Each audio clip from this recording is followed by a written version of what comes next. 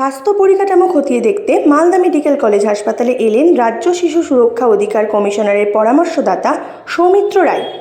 Malda medical হাসপাতালে এসেই তিনি সর্বপ্রথম কলেজ অধ্যক্ষ পার্থপ্রতিম মুখোপাধ্যায় এবং হাসপাতাল সুপার প্রসেনজিৎ বরের সাথে বৈঠক করেন।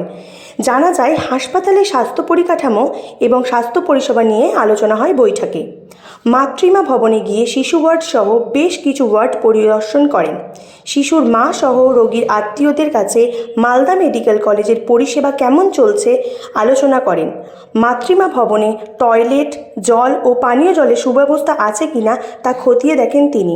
সাংবাদিকদের মুখোমুখি হয়ে মালদা মেডিকেল কলেজের পরিষেবা নিয়ে সাধুবাদ জানান তিনি।